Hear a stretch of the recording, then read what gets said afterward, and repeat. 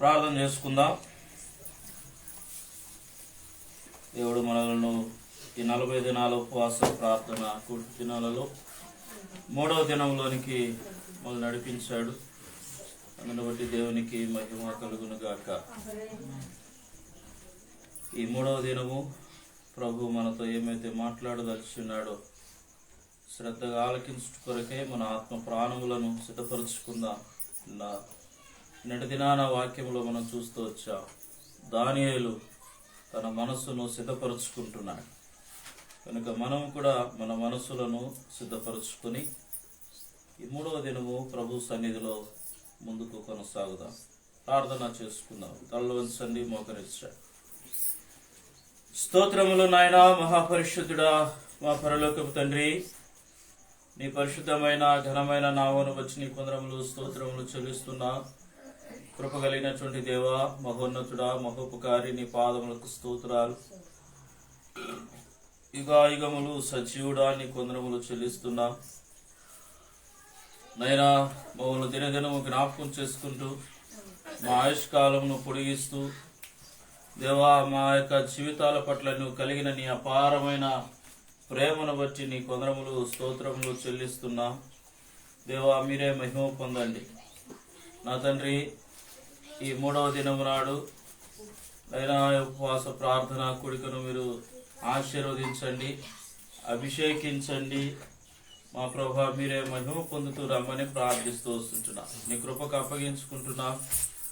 అయినా ఈ మూడవ రోజు మాతో మీరు ఏమైతే మాట్లాడదలుచున్నారో మీరు మాతో మాట్లాడుతూ రండి, మమ్మల్ని సంధిస్తూ రండి, దర్శిస్తూ రమ్మని ప్రార్థిస్తూ దేవా, నీ స్వరాన్ని మాకు అనుగ్రహించమని మహిమ పొందమని ప్రార్థిస్తున్నా. ఇదివరకు అందరికి కూడా వచ్చిన బట్టి స్తోత్రాలు.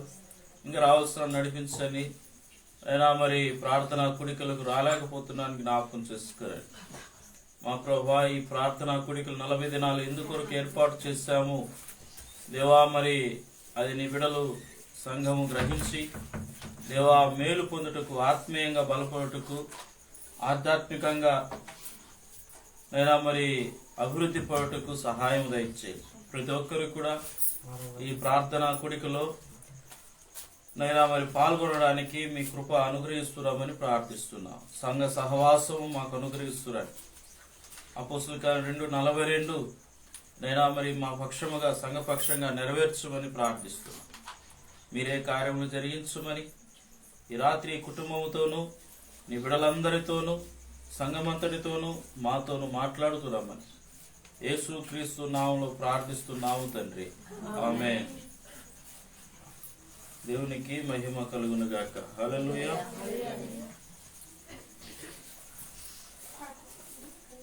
దేవుని వాక్యంలో నుండి ఈ రాత్రి కాలమున ప్రభు మన కొరకు సిద్ధపరిచిన మాటలు ధ్యానించుకుందాం. గలతీయులు రాసిన పత్రిక, అపోస్తలుడైన పౌలు గలతీయులు రాసిన పత్రిక 6వ అధ్యాయం 14వ వచనాన్ని మనం చదువుకుందాం.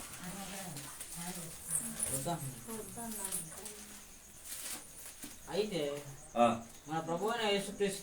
మన ప్రభువైన యేసుక్రీస్తు సిలువయందు తప్ప మరి దేని యందును అతిశయించుట నాకు దూరమవును గాక.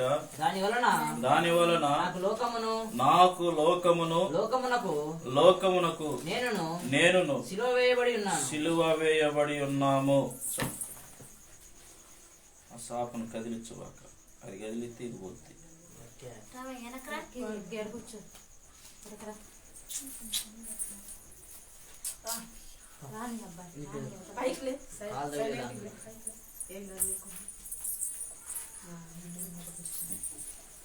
రైట్, మనం ఉపవాస దినాల్లో ఉంటున్నాం. మరి ఉపవాస దినాల్లో మనం ఏం చేయాలి, ఎలా ఉండాలి, దేవుని సన్నిధిలో మనం ఎలాగో జీవించాలి, అసలు ఈ ఉపవాస దినాలు ఎందుకొరకు ఏర్పాటు చేస్తారు? లోకంలో ఉన్నటువంటి నానుడి శ్రమ దినాలు, సిలువ దినాలు అంటారు. కనుక ఈ యొక్క శ్రమ దినాలు, సిలువ దినాలు దేవుని వాక్యంలో మొదటి దినం మనం చూస్తూ వచ్చాం. దేవుడు తాను అప్పగింపబడుతున్నప్పుడు మీరు ఉపవాసం ఉందురు అని తన దాసుని ద్వారా మాట్లాడుతూ వచ్చాడు. ఉపవాసం ఉంటున్నాం. దేవుని యొక్క అప్పగింపబడిన దినాలు, శిలువ దినాలను జ్ఞాపకం చేసుకుంటూ మరి కొన్ని వందల క్రీస్తు శకం కొన్ని వందల సంవత్సరముల క్రితమే ఈ యొక్క ఉపవాస దినాలు అనేటివి ప్రారంభమైనాయి. ఆ కాలక్రమాన ఈ దినము మనము కూడా ఉపవాసంలో ఉంటున్నాం. ఈ సంవత్సరం దేవుడు నాకిచ్చిన ప్రేరేపణ, నాకిచ్చిన ఆలోచన ఎప్పుడు మనం పెట్టుకోవడంలే, ఏ సంవత్సరం మనము జరుపుకోవడం. అయితే ఎందుకో మరి ఈ సంవత్సరం దేవుడు నా మనసులో ఈ ఆశ ఒక పెట్టాడు. ఉపవాస ప్రార్థనలు పెట్టాలి. 40 రోజులు ఉపవాసం ఉండడమే కాదు కానీ సంఘములో ప్రార్థనా కూడికలు జరపాలి. మరి ఎందువల్ల దేవుడు ఆలోచన ఇచ్చాడో, తన చిత్తం ఏమైంటున్నదో, తన ఆలోచన, తన ప్రణాళిక ఏమైంటున్నదో మనకు అర్థం కావాలంటే ప్రార్థనా కూడికలు జరపాలి.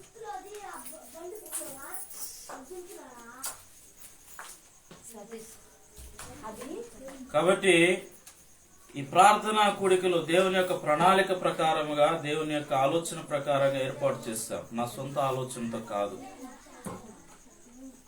కనుక ప్రతి ఒక్కరము కూడా దైవికంగా, ఆధ్యాత్మికతో, ఆత్మీయతతో ఈ ప్రార్థనా కూడికలో మనం పాల్గొన్నప్పుడు, దేవుని సన్నిధిలో ప్రార్థనలు చేసినప్పుడు, విజ్ఞాపన చేసినప్పుడు, మన ఉపవాసాలకు ఈ ప్రార్థనా కూడికల ఏర్పాటు ఉద్దేశం ఏందో దేవుడు ఖచ్చితంగా నెరవేరుస్తాడు. తన చిత్తం ఏమైంటున్నదో నెరవేర్చబడుతుంది.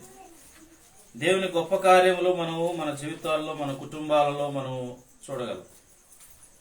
మన వ్యక్తిగత జీవితంలో కూడా మన హృదయాల్లో ఎన్నో ఆశలు కలిగి ఉంటాం, ఎన్నో కోరికలు కలిగి ఉంటాం. వాటన్నిటిని కూడా దేవుని సన్నిధిలో మనం వాక్యంలో చూసిన రీతిగా యథార్థమైన ఉపవాసముతో, నిజమైన నిశ్చయిత తీర్మానము కలిగిన ఉపవాసముతో, ఇష్టపూర్వకమైన ఉపవాసంతో ప్రభు సన్నిధిలో విజ్ఞాపన చేసినప్పుడు, ప్రార్థన చేసినప్పుడు మన హృదయ వాంఛలు కూడా తీర్చబడుతూ ఉంటాయి.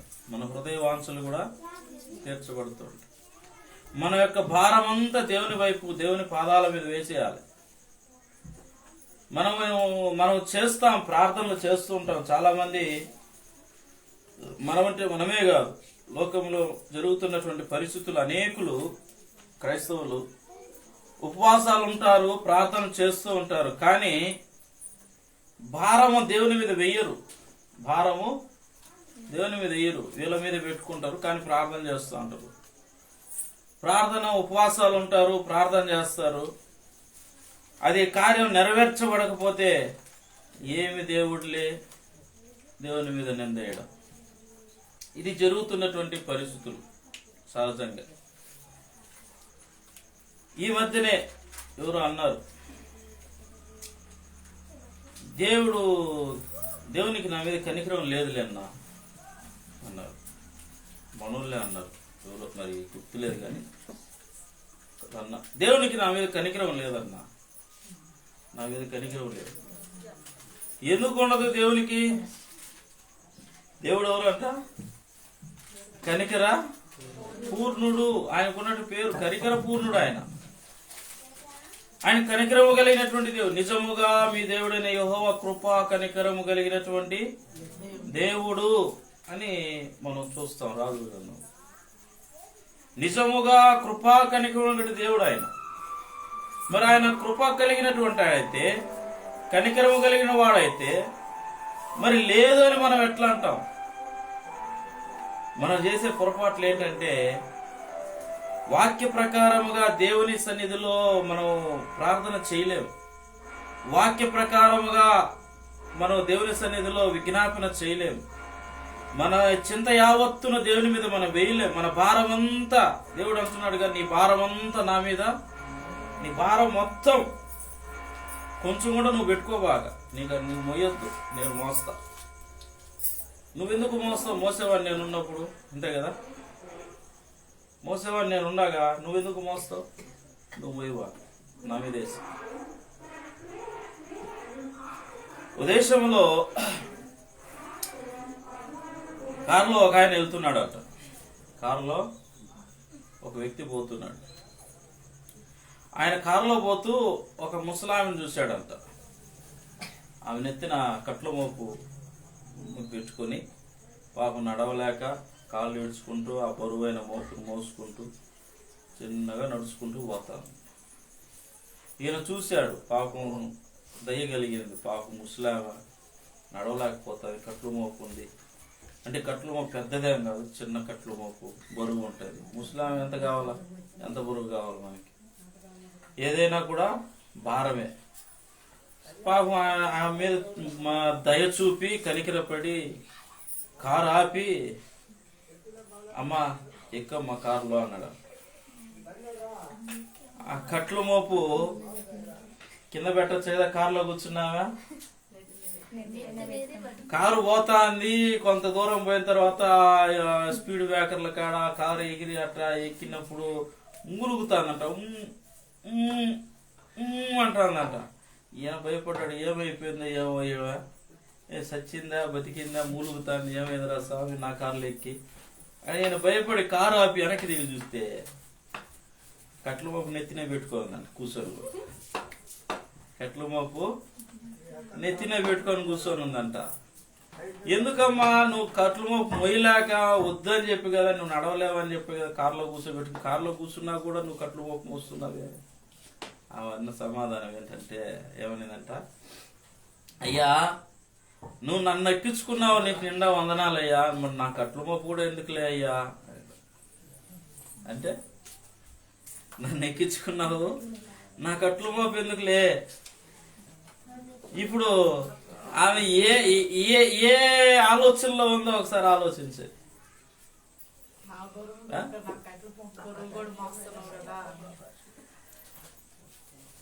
ఇప్పుడు ఈ రెండు బరువులు కారే కదా మోస్తుంది.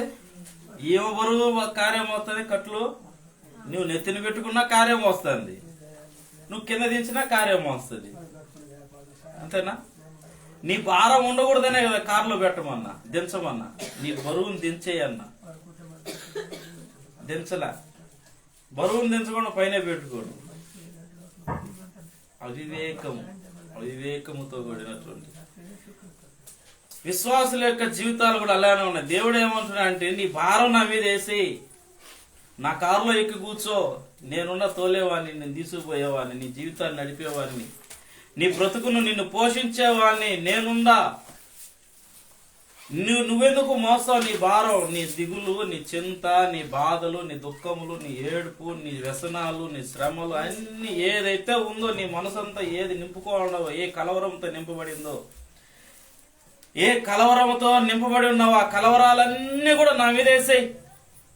నువ్వు ప్రశాంతంగా నా కారులో కూర్చో, హ్యాపీగా ఏసీ వేస్తాను, నేను తీసుకుపోతాను. ప్రశాంతంగా పడుకో, నిద్రపో. నువ్వు ఎక్కడ చేరాలో ఆ గమ్యస్థానాన్ని నేను నేను చేరుస్తా. దేవుడు అంటుంటే ఆ ముసలామ మోసినట్టుగానే మోస్తా ఉండరు. దించడం వల్ల భారాన్ని దించుకోవడంలే, దించి ప్రక్కన పెట్టడంలే, దేవుని మీద వేసేయడంలే. మోసేవాడు ఉన్నాడు కదా, మోసేది కారే కదా, అయినా కానీ దించడం దేవుని మీద వేయడంలే. అందుకే సమస్యలు అధికమైపోతున్నాయి. ఎంత ప్రార్థన చేసినా దేవుని యుద్ధ నుండి మనకు జవాబు రావడంలే, దొరకడంలే. కారణం ఏంటంటే నువ్వు దించవలసిన భారం దించలేదు, దించవలసిన భారము దించడం లేదు. దాన్ని దించేయాల, దాన్ని దించేస్తే అప్పుడు నీ సమస్యలు తీరిపోదు. నీ మనసుకి, నీ హృదయానికి నెమ్మది, ప్రశాంతత ఉంటుంది. నీ సమస్యలను విడుదల పొందుతావు. అందుకే పౌలు మాట్లాడుతున్న మాట ఏమంటున్నాడు, నాకు లోకమునకు నేనును సిలువ వేయబడి ఉన్నాము. నాకు లోకమునకు మేము సిలువ వేయబడ్డా అంటే లోకముకు నాకు ఇంక సంబంధం లేదు, లోకముకు నాకు సంబంధం లేదు. లోకముతో నేను వైరం పెట్టుకున్నా, లోకాన్ని విడిచిపెట్టా, లోకమును నేను సిలువ వేసుకున్నా, సిలువ వేయబడ్డాను నేను. కాబట్టి లోకముతో నాకు పని లేదు, పని లేదు, పని లేదు అంటున్నాడు. సిలువ మన జీవితాలకు నడిపించేటువంటి ఒక సాధనముగా ఉంటుంది. మానవుని కొరకు, మానవ కోటికి, మానవ జనాంగమునకు ఈ లోకములో దేవుడు తాను సిద్ధపరిచినటువంటి ఒక అమూల్యమైనటువంటి, ఒక ప్రశస్తమైనటువంటి, ఒక విశిష్టమైనటువంటి ఆశీర్వాదము సిలువ. ఆశీర్వాదము సిలువ. సిలువ అంటే చాలా మంది కష్టాలు అంటారు. సిలువ అంటే కష్టాలు. సిలువ అంటే కష్టాలు. సిలువ ఆశీర్వాదముతో కూడినటువంటిది. కష్టం వెనుక ఆశీర్వాదం ఉంటుంది. కష్టం వెనుక ప్రయాస. నువ్వు ఎంత కష్టపడతావో నీ ప్రయాసకు తగిన జీతము వస్తుందా రాదా? నువ్వు పని చేస్తావు, కష్టం చేస్తున్నావు. ఎందుకు చేస్తున్నావు? నువ్వు అనుకున్న దానికన్నా నీ కష్టాన్ని చూసి దయగలిగిన వాళ్ళైతే ఇంకా ఎక్కువే ఇవ్వడానికి మనసు ఉంటుంది. కాబట్టి కష్టం వెనుక మేలు ఉంటుంది, ఆశీర్వాదం ఉంటుంది. సిలువ ఆశీర్వాదమునకు గుర్తు. దేవుడు ఏర్పరిచినటువంటి గొప్ప ఆశీర్వాదం సిలువ అనేటువంటిది. ఒక పాపి అయినటువంటి మనుషునికి పరలోకమునకు తీసుకొని వెళ్ళేటువంటి ఒక జీవ మార్గము సిలువ. ఒక మనిషిని, ఒక పాపిని పరలోకములో చేర్చేటువంటిది, పరలోక రాజ్యంలోనికి నడిపించేటువంటి ఒక మార్గం. ఒక మార్గం ఇది. సిలువ అనేటువంటిది ఒక మార్గం. అందుకే యోహాను సువార్త 14 మనం చదువుకుంటాం. నేనే మార్గమును, సత్యమును, జీవమును, నా ద్వారానే తప్ప తండ్రి యొద్దకు ఎవడు రాడు. ఆ మార్గము సిలువ మార్గం. అది దేవుడి యొద్దకు వెళ్ళాలి అంటే ఈ సిలువ మార్గంలోనికి నువ్వు రావాలి. సిలువ మార్గంలోనికి రావాలి. దేవుడు ఏర్పరచబడినటువంటి ఒక మార్గం అది. ఒక మార్గం అది. యేసుక్రీస్తునందు విశ్వాసం ఉంచినటువంటి వారిని, బలహీనులైనటువంటి వారికి బలమిచ్చేటువంటిది సిలువ శక్తి. బలమిచ్చేటువంటిది సిలువ శక్తి. కాబట్టి నశించుచున్న వారికి వెరితనముగా ఉండొచ్చు గాని రక్షింపబడు వానికి దేవుని శక్తి అన్నాడు. రక్షింపబడు వానికి దేవుని శక్తి. నశించిపోతున్న వారికి వెర్రితనంగానే ఉంటుంది సిలువ. దేవుడు అంటే వెర్రే. వారికి రక్షణ లేదు. నశించిపోతున్న జనం, అంగీకరించని జనం, మారు మనసు లేని జనం, వారికి అది అంగీకారముగా ఉండదు. అది వెర్రితనముగా, ఎగతాళిగా, హేళనగా ఉంటుంది. దేవుడు అంటే హేళన, దేవుని బిడ్డలన్న హేళన, మందిరం అన్న హేళన, ఎగతాళి చేయడం. వాళ్ళు రారు, వచ్చే వాళ్ళని రానివ్వరు, ఎగతాళి చేస్తుంటారు. మన సంఘంలో సగం మంది రాకపోవడానికి కూడా అదే కారణం. పక్కన వాళ్ళు చూసి ఎగతాళి చేస్తారని సిగ్గు, భయము, అందువల్లే సగం మంది రారు. అందుకే వాక్యంలో ఏముందంటే ప్రభు అన్నాడు, ఎదుటివాని కంటిలో నలుసు ఉందని చూపేదానికి ముందు నీ కంట్లో దూలం తీయమన్నాడు. ఎదుటివాని కంట్లో చిన్న నలుసే ఉంది, నీ కంట్లో ఇంత పెద్ద దూలం ఉంది. ఫస్ట్ ఆ దూలం ది, నీ కంట్లో నువ్వు దూలం తీస్తే తర్వాత ఎదుటివాని కంట్లో నలుసు తీయచ్చు. ఎదుటివాని కంట్లో నలుసు తీయడానికి చూపిస్తారు కానీ మన కళ్ళల్లో ఉండేటువంటి దూలాలు మాత్రం తీయడానికి ఇష్టపడరు. అందుకే దేవుడు అని ఎదుటివాని కంట్లు అంటే ఎదుటివాడిని నువ్వు ఎగతాళి చేయట కంటే నిన్ను నువ్వు చూసుకో. నీ బ్రతికేందో, నీ జీవితం ఏందో ఒకసారి ఆలోచించు. అందుకే రక్షింపబడు వానికి అది దేవుని శక్తి. ఏంటి? సిలువ అనేటువంటిది. సిలువ అనేటువంటిది రక్షింపబడుతున్న వారికి, మారు మనసు పొందాలని ఆశ కలిగిన వారికి, దేవుని సన్నిధికి వస్తున్న వారికి, దేవుని సన్నిధిలో యథార్థముగా జీవించుతున్న వారికి, ఆయన యొక్క మరణ పునరుత్థానంలో బాప్తిసంలో పాలు పొందిన వారికి, దేవుని సన్నిధిలో యథార్థముగా విశ్వాసముతో, నమ్మకముతో, ఇష్టపూర్వకముగా ఉపవాసాలుండే జీవితాలు, విరిగి నలిగినటువంటి మనస్సులు కలిగిన వారికి దేవుని యొక్క శక్తి అది. ఆ శక్తి, ఆ ప్రభావము ఎంతో అమూల్యమైనటువంటిది. నువ్వు తినే ఆహారం ద్వారా దొరకనటువంటి శక్తి దేవుడిచ్చేటువంటి శక్తి. నువ్వు తినే ఆహారం ద్వారా కూడా అటువంటి శక్తి నీకు రాదు. ఉపవాసాలు ఉన్నప్పుడు దేవుని శక్తిని పొందుకోవాలంటే మనం దేవుని సన్నిధిలోకి రావాలి, సిలువ దగ్గరికి రావాలి, సిలువ దగ్గరికి రావాలి. ఈ సిలువ దగ్గరికి రావాలి, అదే దేవుని యొక్క ప్రేమ. అందుకే శత్రువులమైన మనలను దేవునితో మిత్రులుగా చేసేటువంటి ఒక గొప్ప కార్యం ఈ సిలువ అనేటువంటిది. ఏంటంట? శత్రువులు అయిన మనలను దేవునితో మిత్రులుగా, స్నేహితులుగా చేసేటువంటిది గొప్ప ఆ కార్యం, సిలువ కార్యం. అందుకే పౌలు అంటున్నాడు, నేను సిలువ వేయబడుచున్నాను, లోకమునకు నేను సిలువ వేయబడ్డాను, నేను సిలువ వేసుకున్నాను, నన్ను నేనుగా దేవునికి అర్పించుకున్నాను, దేవునికి సమర్పించుకున్నాను నేను. అందుకే నిన్న ఉపవాసం గురించి చెప్పా. ఊ అంటే ఏంటి? ఉపేక్షించుకొనుట. పా అంటే పరీక్షించుకొనుట. వా అంటే వాక్యం. సా అంటే వినలేదా మీరు? ఊరు ఏం లేదా? వాళ్ళు చెప్తారు టిట్టి అంటున్నాను. వినలేదా మీరు? ఊరు ఏం చెప్పినావు? ముందు కూడా వినపడలేదు, పెదాలు కూడా కదా లేదా? నువ్వు మనసులో అనుకుంటున్నా నేను దేవుడినా, నీ మనసులో అనుకుంటాను. మనసు ఎరిగిన వాడు దేవుడు, నేను కాదుగా. నాకు వినపడాలా? మీరు మనసులో అనుకుంటే నాకు వినపడదు. గట్టిగా చెప్తాను. వా అంటే వాక్యం, సా అంటే సంధించబట్టు, ము అంటే ముందుకు, ఉపేక్షించుకొని పరీక్షించుకొని వాక్యము ద్వారా సంధించబడి సరిచేయబడి ముందుకు మన జీవితాన్ని కొనసాగించాలి. అది అపోస్తలుడైన పౌలు చేస్తున్న పని. అందుకే సిలువ వేయబడుతున్నా, నేను సిలువ వేసుకున్నది. దేంతో సిలువ వేసుకున్నాడంట? దేంతో సిలువ వేసుకున్నాడు? దేంతో సిలువ వేసుకున్నాడు? ఇప్పుడే వాక్యం చదివాం. ఎక్కడింటా అంటారు మీరు? ఇక్కడే ఉన్నారా? ఇక్కడే ఉన్నారా? దేంతో సిలువ వేసుకున్నాడు?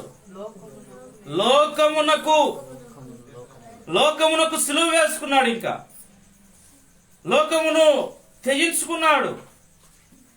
లోకముతో నాకు పని లేదనుకున్నాడు. ఇంకా లోకంతో పని లేదంటే ఎట్లన్నా బతికేది ఎట్లా? లోకంతో బ్రతికించువాడేవాడు. నువ్వు సిలువను వెంబడిస్తే, సిలువ మార్గంలోనికి నీవు వస్తే, ఈ భూమి మీద నీ బ్రతికేంటో, నీ జీవితం ఏంటో, నీ పోషణ ఏంటో దేవుడు చూసుకుంటాడు, అంతే. అందుకే మత్తయి సువార్తలో మనం చదువుకుంటూ వచ్చాం, మొదట ఆయన రాజ్యం, ఆయన నీతిని వెతుకుడి, అప్పుడు అవన్నీ మీకు అనుగ్రహించబడతాయి. ఏవన్నీ? ఏ లోక సంబంధమైన ఆశీర్వాదాలు, ఏదైతే నీకు అవసరమో ఈ భూమి మీద, ఏ దీవెన కావాలో, దేవుడు నిన్ను ఎంతగా అభివృద్ధి పరచాలనుకుంటున్నాడు ఈ భూమి మీద, దేవుడు అంతగా నిన్ను ఆశీర్వదిస్తూ అభివృద్ధి పరుస్తూ వస్తాడు, అంతగా అభివృద్ధి పరుస్తూ వస్తాడు. నువ్వు చేయవలసింది ఒకటే, సిలువ వేయబడాలి. దేవునికి సిలువ వేయబడాలి. మానవ జీవితానికి, క్రైస్తవ జీవితానికి సిలువ అనేటువంటిది ఒక ప్రతిబింబము లాంటిది, ఒక ప్రతీక లాంటిది, ఒక సాదృశ్యము లాంటిది. మానవుడు, క్రైస్తవుడు అనబడినటువంటి ప్రతి ఒక్కడు కూడా నీవు సిలువను చూడాలి. నీవు సిలువను చూడాలి. పాట కూడా ఉండదు. నీ సిలువే నాకు శరణు యేసు ప్రభు, నీ సిలువే నాకు శరణు యేసు ప్రభు. కాబట్టి సిలువే నాకు శరణం. ఏంటంట? సిలువే నాకు శరణం, సిలువే నాకు గురి. సిలువను చూడాలంటే, సిలువను చూడాలి. నీవు సిలువను చూస్తే నీ శ్రమలు పోతాయి, నీ శ్రమలు వెళ్ళిపోతాయి, అంతే. అందుకే మోషే కాలంలో ఇశ్రాయేలు ప్రజలు ఫిలిష్తీయులతో యుద్ధం చేస్తున్నప్పుడు వారి దేవుని చేతిలో శత్రువు ఓడిపోతున్నారు. దేవుని కోపం కూడా వారి మీదకి వచ్చింది, ఇశ్రాయేలు ప్రజల మీదకి. అరణ్య యాత్ర జీవితంలో దేవుని కోపం వారి మీదకి వచ్చింది, తెగుళ్ళు వచ్చాయి.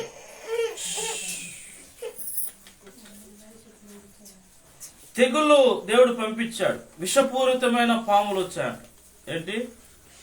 ఇజ్రాయేల్ మధ్యలోనికి విషపూరితమైన పాములు వచ్చాయి, భయంకరమైన విషముతో ఉండినటువంటి పాములు. అది కరిస్తే స్పాట్ లో చనిపోతున్నారు అక్కడికక్కడే. ఇశ్రాయేలు ప్రజలు బోరున ఏడుస్తున్నారు. మోషే దేవుని సన్నిధిలో ప్రార్థన చేశాడు. ప్రార్థన చేసినప్పుడు దేవుడు మోషేతో చెప్పాడు, నువ్వు ఇత్తడి సిలువను ఒకటి చేయాలి. ఒక సిలువను చేసి దాని మీద ఇత్తడి సర్పమును వేలాడది. ఎవరైతే ఆ సిలువ వైపు చూస్తారో వారు కాపాడబడతారు, బ్రతికించబడతారు. మోషే చేశాడు, ఒక సిలువను చేసి దాని మీద ఇత్తడి సర్పాన్ని చేసి చెప్పాడు, ఇదిగో మీరు ఈ సిలువ వైపు చూడండి, సిలువ వైపు చూసిన వారు బ్రతికించబడతారు. ఎవరైతే ఇశ్రాయేలు ప్రజలు ఆ సిలువ వైపు చూచారో వాళ్ళు బ్రతికించబడ్డారు. ఆ సిలువ మనం క్రొత్త నిబంధనలో మనం చదువుకున్నాం. మోషే ఆనాడు ఆ పర్వతం మీద ఎత్తినటువంటి ఆ సిలువ ప్రభువైన యేసుక్రీస్తు వారికి చూపిస్తుంది, ప్రభువైన యేసుక్రీస్తు వారిని చూపిస్తూ ఉంది. ఆ సిలువ మీద వేలాడినటువంటి ఇత్తడి సర్పం సాతాను యొక్క అపజయాన్ని, సాతానును అనగద్రొక్కడాన్ని, సాతాను యొక్క తలను చితకద్రొక్కడాన్ని చూపిస్తుంది. సిలువలో సాతాను అపజయం, సిలువ ద్వారా సాతానికి అపజయం. అందుకే దయ్యం పట్టిన వాళ్ళ దగ్గర సిలువ రక్తము అంటే చాలు, యేసు రక్తమే జయం, సిలువ రక్తమే జయం అంటే అనదమాట అంటాయి, అనదమాట అంటాయి, అనగాక మాట. ఎందుకు? వాటికి తెలుసు, దయ్యాలకు తెలుసు సిలువ శక్తి ఏందో. దయ్యాలకు తెలుసు కానీ మనుషులకి తెలియడం. దయ్యాలకు తెలుసు దేవుని యొక్క ప్రభావం ఏందో, మనుషులు అర్థం చేసుకోలేకపోతున్నారు. దయ్యాలు దేవుని పేరు చెప్తే భయపడుతున్నాయి కానీ మనుషులు దేవుని పేరు చెప్తే లెక్క చేయడంలా, దేవుని గ్రహించడంలా, దేవుడు అంటే ధిక్కరిస్తున్నారు. దయ్యాలు భయపడుతున్నాయి, దయ్యాలు వణికిపోతున్నాయి దేవుని పేరు చెప్తే. యేసు నామము ప్రకటించగానే దయ్యాలు విలవిలలాడుతున్నాయి. అయితే మనుషుడు మాత్రం లెక్కలేనితనంలో ఉన్నాడు. మనుషుడు యేసు నామము చెప్తే దేవుని సన్నిధికి రండి, ప్రార్థనకి రండి, యేసయ్యను నమ్ముకోండి అంటే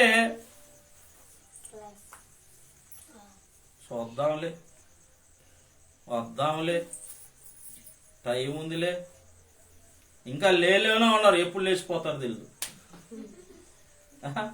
లేలోనే ఉంటారు, ఎప్పుడు లేచిపోతారు తెలియదు. ఎప్పుడు లేచిపోతారో తెలియదు.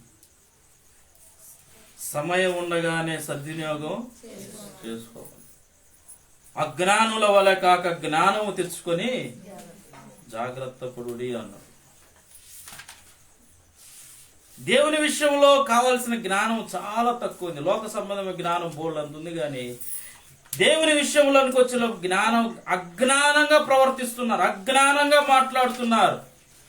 ప్రార్థన అన్న అజ్ఞానమే, వాక్యం అన్న అజ్ఞానమే, మందిరానికి రమ్మని పిలిచిన అజ్ఞానమే, ఏది పిలిచినా అజ్ఞానమే, అజ్ఞానమే, అజ్ఞానమే. సినిమాకి రమ్మంటే జ్ఞానం, ఇంకో చోటికి పొమ్మంటే జ్ఞానం, ఇంకొకటి కార్యక్రమాలకి పలానా ఎంజాయ్ చేద్దామంటే జ్ఞానం, దేవుని దగ్గరకు రండయా అంటే అజ్ఞానం. ఈయనకి ఏం పని లేదు, ఇంకా ఇది తప్ప అజ్ఞానం. అందుకే పౌలు అంటున్నాడు, సిలువ వేయబడాలి, సిలువను ప్రేమించాలి, సిలువ దగ్గరికి రావాలి. ఇది సిలువ మానవ జీవితానికి ఒక ప్రతిబింబము లాంటిది.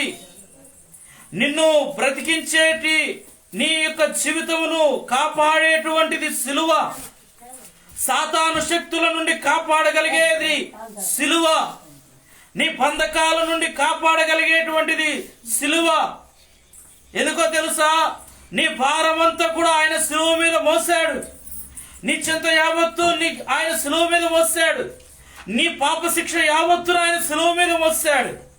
నీ కొరకు మారుగా నీ శిక్ష యావత్తు భరించి ఆ సిలువలో ఆయన ప్రాణం అర్పించి రక్తం కార్చాడు. రక్తం కార్చినటువంటి దేవుడు, నీ పాపం నుండి నిన్ను విమోచించినటువంటి వాడు. ఈ ఉపవాస దినాల్లో మనం సిలువ వేయబడాలి. ఏం వేయబడాలి? సిలువ వేయబడాలి. సిలువ వేయబడితేనే మన క్రైస్తవ జీవితానికి ఒక పునాది ఏర్పడుతుంది. సిలువ వేయబడితేనే క్రైస్తవ జీవితానికి, ఆత్మీయ జీవితానికి, ఆధ్యాత్మికమైన జీవితానికి ఒక పునాది వేయబడుతుంది. క్రీస్తు అనేటువంటి బండ మీదకి నువ్వు రాగలుగుతావు. క్రీస్తు అనేటువంటి బండ మీద నిలబడగలుగుతావు. క్రీస్తు అనే బండ మీద నువ్వు నిలువబడినప్పుడు, ఆ బండ మీద పునాది వేయబడినప్పుడు సాతానుడు నిన్ను పెగలించలేదు, సాతాను నిన్ను పడద్రోయలేదు. బండ మీద కట్టిన ఇల్లు ఎలా ఉంటుందంట? ఎలా ఉంటుంది?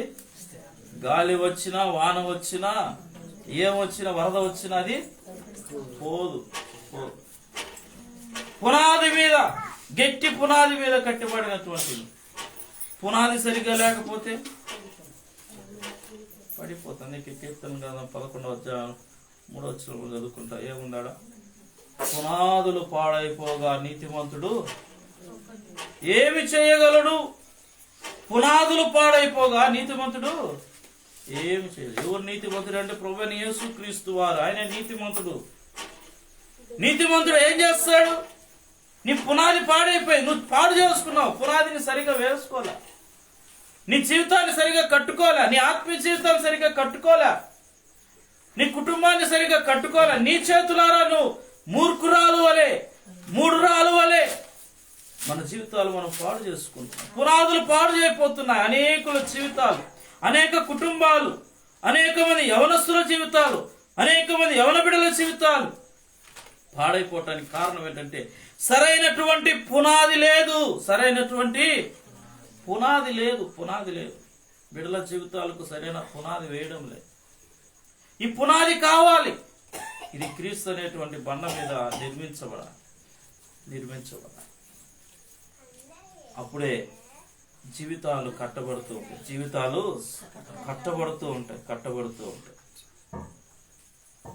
అందుకే అపోస్తలుడైన పౌలు ఒక తీర్మానం తీసుకున్నాడు. ఏంటంటే, నేను అతిశయించుతున్నానంటే అది కేవలము దేవుని వలన మాత్రమే అంటాడు.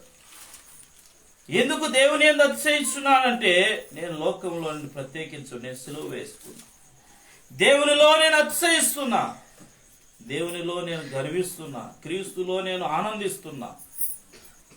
అందుకే క్రీస్తు పోలికలోనికి నేను మార్చబడ్డాను అంటాడు. క్రీస్తు పోలికలోనికి మార్చబడ్డా. కొరింథీ పత్రిక 11వ అధ్యాయం చదువుకుంటాం. నేను క్రీస్తును పోలి నడుచుకున్న ప్రకారం మీరును క్రీస్తును పోలి నడుచుకునుడి. క్రీస్తును పోలి నడుచుకున్న ప్రకారం దేవుని పోలికలోనికి పౌలు మార్చబడుతూ ఉన్నాడు. దేవుని పోలికలోని మనం కూడా అట్టి ఆత్మీయ అనుభవంలోనికి రావాలి. ఎప్పుడు వస్తావంటే నువ్వు సిలువ దగ్గరకు వచ్చినప్పుడు మాత్రమే. సిలువ దగ్గరికి వచ్చినప్పుడు మాత్రమే. అప్పుడే నువ్వు సిలువలో నీ దేవుడు నీ కొరకు ప్రాణం అర్పించాడు. ఆ ప్రాణానికి ప్రతీకగా నువ్వు బ్రతికించబడుతున్నావు. నీ ప్రాణం కాపాడబడుతుంది. చాలా గొప్ప విషయాలు పౌలు ఇక్కడ మాట్లాడుతున్నారు. చాలా ఆత్మ సంబంధమైన విషయాలు ఉన్నాయి. కనుక సిలువ దగ్గరకు మనం రావాలి. సిలువ చెంత మనము విజ్ఞాపన చేయాలి. సిలువ దగ్గర మనం ప్రార్థన చేయాలి. సిలువ దగ్గర మనం మనవులను దేవునికి అర్పించుకుంటూ రావాలి. సిలువ దగ్గర మనం అర్పించుకుంటూ, అప్పుడే మన ప్రార్థనా జీవితాలు దేవుడు ఆశీర్వదిస్తూ వస్తాడు. మన ఆత్మీయ జీవితాలను దేవుడు ఆశీర్వదిస్తూ వస్తాడు. మన ఆధ్యాత్మికమైన జీవితాలను కూడా దేవుడు అభివృద్ధి పరుస్తూ వస్తాడు. తన కృపలో జ్ఞాపకం చేసుకుంటూ ఉంటాడు. దినదినము మనలను ఆయన జ్ఞాపకం చేసుకుంటూ ఉంటాడు. ఆయన జ్ఞాపకం చేసుకుంటాడు. ఈ సిలువను తృణీకరించినావంటే, సిలువ చెంతకు నువ్వు రాకపోతే దేవుడు కూడా నిన్ను తృణీకరిస్తాడు. సిలువ చెంతకు రాకపోతే దేవుడు నీ ప్రార్థన ఆలకించలేడు, నీ మనవులు ఆలకించలేడు. సిలువ నీ రక్షణను చూపిస్తుంది, నీ జీవితాన్ని మార్పును చూపిస్తుంది, నీ ఆత్మీయ జీవితాన్ని చూపిస్తుంది, నీ కొరకు ప్రభు పడిన శ్రమలను చూపిస్తూ ఉంది, నీ కొరకు ఆయన శ్రమ పడిన ఆ రక్తము కార్చిన విధానమును చూపిస్తూ ఉంది. ఉపవాస దినములలో సిలువ దగ్గరకు రావాలి. సిలువ దగ్గరకు రావాలి. మొదటి దినాన ఉపవాస దినాల్లో దేవుడు నిన్ను బలపరుస్తాడని మనం చూస్తూ వచ్చాం. రెండవ రోజు ఉపవాసమునటకు దేవుని సన్నిధిలో మనం సిద్ధ మనస్సు కలిగిన వారుగా ఉండాలని చూస్తూ వచ్చాం. ఈ మూడవ రోజు సిలువను దేవుడు చూపిస్తున్నాడు. సిలువ దగ్గరకు రావాలి. సిలువ దగ్గర మనం మోకరించాలి. సిలువ దగ్గర మనము అతిశయించాలి. లోకముతో మనము సిలువ వేయబడాలి. లోకముతో మనము సిలువ వేయబడాలి. అప్పుడే మన ఉపవాసమునకు ఒక ప్రాధాన్యత ఏర్పడుతుంది. దేవుడు కూడా అటు ఉపవాసాలను అంగీకరిస్తాడు. ఆయన సిలువ చెంతకు వచ్చిన వారిని ఆయన సిలువ అందుకే నా యొద్దకు రండి అని దేవుడు ఆహ్వానిస్తున్నాడు. నా యొద్దకు వచ్చి వారిని నేను ఎంత మాత్రము త్రోసివేయనని దేవుడు సెలవిస్తున్నాడు. ఆయన యొద్దకు వచ్చి వారిని ఎప్పుడు ఆయన త్రోసివేసేవాడు. ఆయన ఆహ్వానిస్తున్నాడు. రక్షింప నేరకి ఉన్నట్లు నా చేతులు కూర్చో, నీ కొరకు దినమెల్లా నా చేతులు చాచి ఉన్నా. ప్రతి దినము నా చేతులు చాచి ఉన్నా. దినమెల్లా రమ్మని ఆహ్వానిస్తున్నాడు. ఆయన కౌగిట్లో నీ చేర్చుకోవడానికి ఇష్టపడుతున్నాడు. ఈ రాత్రి నువ్వు ఉపవాసం ఉంటే ప్రభు సన్నిధికి రా. ప్రభు నిన్ను ప్రేమిస్తున్నాడు. ఆయన నిన్ను రక్షిస్తాడు. సిలువ చెంతకొస్తే నీ జీవితం మారిపోతుంది. సిలువ చెంతకొస్తే నీకు నెమ్మది దొరుకుతుంది. సిలువ చెంతకొస్తే నీకు రక్షణ దొరుకుతుంది. సిలువ చెంతకొస్తే నువ్వు ఆశీర్వదించబడతావు. నీ శ్రమల నుండి, నీ దుఃఖముల నుండి, నీ ఏడుపుల నుండి, నీ నిట్టూర్పుల నుండి నీ విడుదల పొందుతావు. సిలువ చెంతకొస్తే సాతాను శక్తులు నీలో నుండి వెళ్ళిపోతాయి. సిలువ చెంతకొస్తే సాతాను దురాత్మల యొక్క బంధకాలు తెగిపోతాయి. సిలువ చెంతకొస్తే సాతాను తీసుకొచ్చే రోగాలు కూడా వెళ్ళిపోతాయి. సిలువ దగ్గరకు రావాలి. సిలువ దగ్గర మోకరించాలి. ఇప్పుడు ఎక్కడుంది సిలువ అంటే, యెహోవా మీకు దొరుకు కాలమున ఆయన మీకు సమీపముగా ఉంది. ఆయన సమీపముగా ఉన్నాడు కనుక ఆయన వద్దకు మనం వచ్చినప్పుడు, మోకరించి మనం ప్రార్థన చేసినప్పుడు ఆయన మన దగ్గర ఉన్నాడు. ఆయన మనతో కూడా ఉన్నాడు. ఆయన మన ఆత్మ సంస్కరువుగా మన మధ్యలో సంచరిస్తున్నాడు. ఎక్కడ ఇద్దరు ముగ్గురు నా నామమున కూడి ఉందురో వారి మధ్యలో నేను ఉంటాను అని సెలవిచ్చిన దేవుడు. కనుక మనం ఇంట్లో కూర్చొని ఇద్దరు ముగ్గురుగా కూర్చొని ప్రార్థన చేసుకున్నా మన మధ్యలో ఆయన ఉంటాడు. మన ప్రార్థన ఆలకిస్తాడు. మన మనవులు ఆలకిస్తాడు. అయితే మన ప్రార్థన ఎలా ఉండాలంటే, ఎలా ఉండాలి? సిద్ధ మనస్సుతో కూడిన ప్రార్థనగాను, సిలువ దగ్గరకు వచ్చిన ప్రార్థనగాను ఉన్నప్పుడు దేవుడు మన ప్రార్థనలు ఆలకిస్తాడు, అంగీకరిస్తాడు, జవాబిస్తాడు, మేలుతో నింపుతాడు. కనుక సిలువ దగ్గరకు వద్దాం, ప్రార్థనలు చేద్దాం, విజ్ఞాపనలు చేద్దాం. ఇది ఇంకా ఉంది, చాలా ఉంది. రేపు దినము కూడా దీన్నే కంటిన్యూ చేసుకుందాం. కనుక సిలువ దగ్గరకు వచ్చి మోకరించి ప్రార్థన చేద్దాం. మోకరించండి, ప్రార్థన చేసుకుందాం.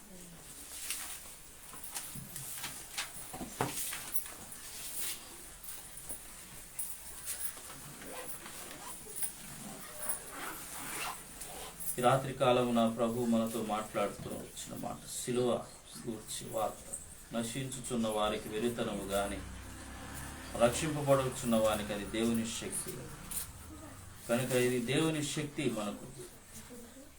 ఈ సిలువ దినాలలో, శ్రమ దినాలలో, ఉపవాస దినాలలో దేవుని శక్తిని మనం పొందుకోవాలంటే మనము లోకమునకు సిలువ వేయబడాలి.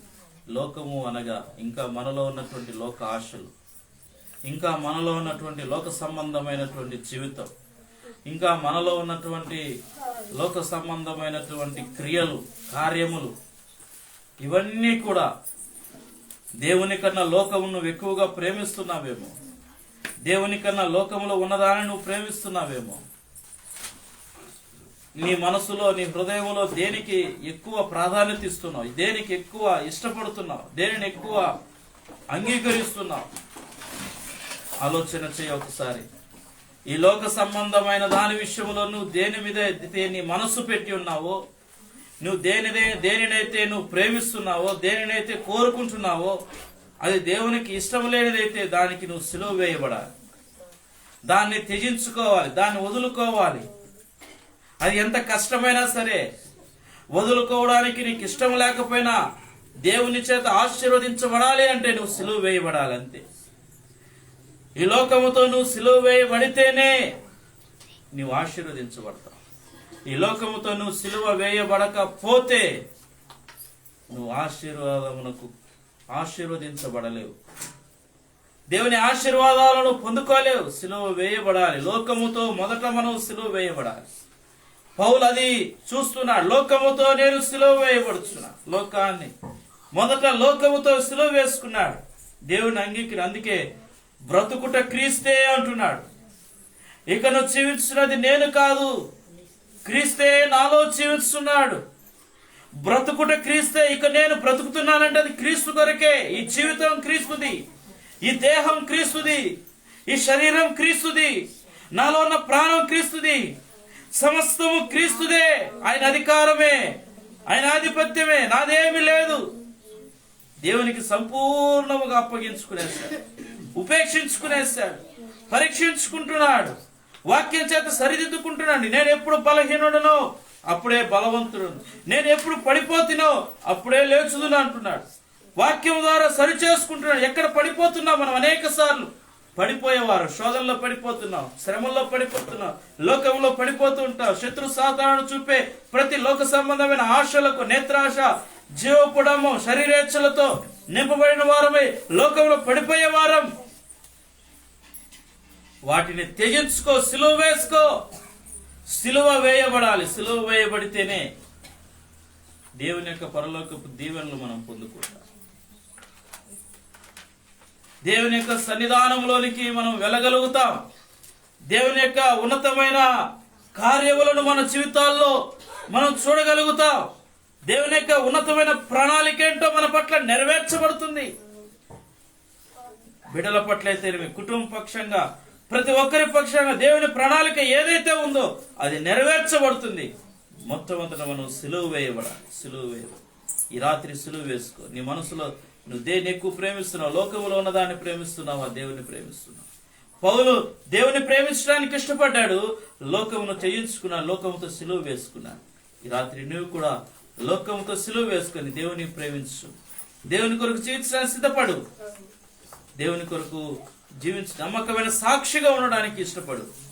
దేవుడు నిన్ను ఆశీర్వదిస్తాడు. నీ ప్రార్థన వింటాడు, నీ విజ్ఞాపన వింటాడు, నీ మనవి ఆలకిస్తాడు, నీకు జవాబిస్తాడు. అన్ని స్వరాన్ని ఆయన స్వరము నీకు వినిపిస్తాడు. నీతో మాట్లాడతాడు. దర్శనము ద్వారా మాట్లాడతాడు, కళల ద్వారా మాట్లాడుతూ ఉంటాడు. అనేక రకములుగా దేవుడు నీతో మాట్లాడుతూ బలపరుస్తూ ఉంటాడు. ప్రతిదినము నూతన శక్తి, నూతన బలము నీకు అనుగ్రహిస్తూ ఉంటాడు. దేవునికి అప్పగించుకో. సిలువ వేయబడ్డానికి ఇష్టపడు.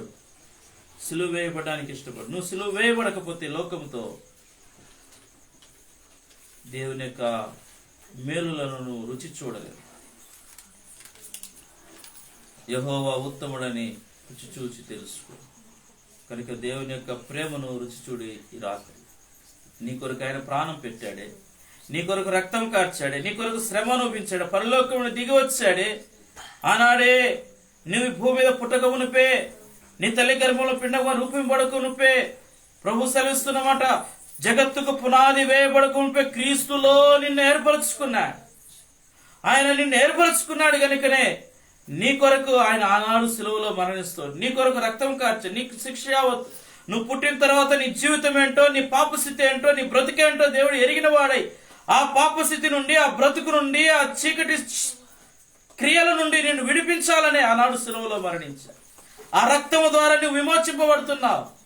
వాక్యంలో రాయబడుతున్నమాట, పరిశుద్ధమైన నిష్కలంకమైన గొర్రెపిల్ల రక్తము చేత మీరు విమోచింపబడితిరి.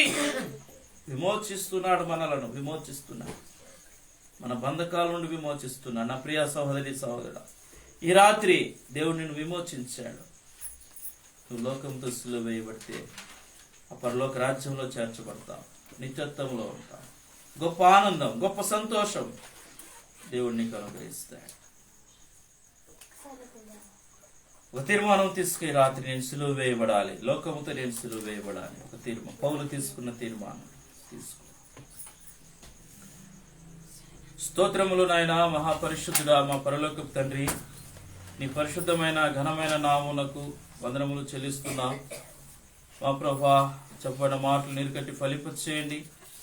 అయినా నీ సువార్త ప్రకటించబడుతుండగా ఈ ఉపవాస దినాలలో ఈ 3వ దినమునైనా మా తండ్రి మాతో మాట్లాడుతూ వచ్చిన విధానాన్ని బట్టి స్తోత్రాలు. నీ సిలువ గూర్చి మా ప్రభువా, ఈ సిలువ చెంతకు మేము రావాలి.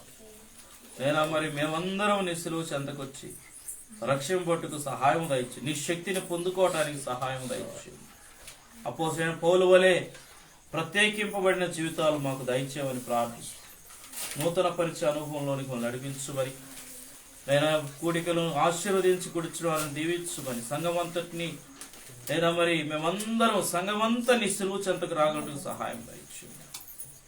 నేను అనేకులు నీ సిలువ చెంతకు వచ్చి రక్షింపట్టుకు సహాయం దయచు. నిజమైన ఉపవాసంలో ఉన్నట్టుకు ఉపేక్షించుకొని పరీక్షించుకొని వాక్యం చేత సరిచేయబడుతూ సంధించబడుతూ ఆత్మీయ జీవితం ముందు కొనసాగించుటకు నీ బిడ్డలను సిద్ధపరుస్తున్నామని ప్రార్థిస్తున్నాను. ఆయన కుటుంబాలు, మోషే కుటుంబాన్ని, అహరోను కుటుంబాన్ని, ఆయన రామారావు కుటుంబానికి జ్ఞాపకం చేసుకొని, సహోదరి కుటుంబాన్ని, విద్యార్థుల తల్లిని జ్ఞాపకం చేసుకొని ప్రార్థిస్తాను. అయినా మరి ఈ ఉపవాస దినాల్లో ప్రార్థన కూడి ద్వారా కుటుంబాలను నూతన కార్యములు జరిగిస్తూ అద్భుతమైన విధానంలో కుటుంబాలను రక్షించుమని, దేవాన్ని సిలువ కాంతి ఉదయింపచేసి ప్రతి కుటుంబము ప్రతి బిడ్డ నీ సిలువ చెంతకు వచ్చి నిన్ను ఆరాధించుటకు సహాయం, సాగిల పట్టుకు సహాయం దయచు. కుటుంబాల పక్షంగా నీ యొక్క ఆలోచనలు, నీ ప్రణాళికలు ఏమైనా నెరవేరుస్తున్నామని ప్రార్థిస్తూ నీ ఉన్నత కార్యములు జరిగించి ఆశీర్వదించి అభివృద్ధి పరచుమని, శాంతి సంతోషం సమాధానములతో నింపి రక్షణానందముతో నింపి ఎల్లప్పుడూ ప్రభునందు ఆనందించు వారుగా సిద్ధపరుస్తూ నీ పరిశుద్ధాత్మ కంచి వేసి కాపాడి నడిపించుమని మీ కృపకు అప్పగించుకుంటూ ఈ పరిచర్యని ఆత్మముద్ర వేసి నీ రాకడ కొరకు సిద్ధపరుస్తూ సంఘమంతటిని సిద్ధపరిచి జ్ఞాపకం చేసుకున్నామని యేసు క్రీస్తు ఉన్నతమైన నామములో ప్రార్థిస్తున్నాము తండ్రి, ఆమేన్. పరలోకమందున మా తండ్రి, నీ నామం పరిశుద్ధపరచబడునుగాక, నీ రాజ్యంలో కూర్చునుగాక, నీ చిత్తం పరలోకం నెరవేరినట్టు భూమి అందు నెరవేరునుగాక. మా నిధిన ఆహారం నేడు మాకు దయచేయు, మన రుణస్తులు క్షమించే ప్రకారం మన రుణం మన శోధనలో తేక కీడును తప్పించు. ఎందుకనగా రాజ్యం, బలము, మహిమ నిరంతరము నీవన్నావు తండ్రి, ఆమేన్. మన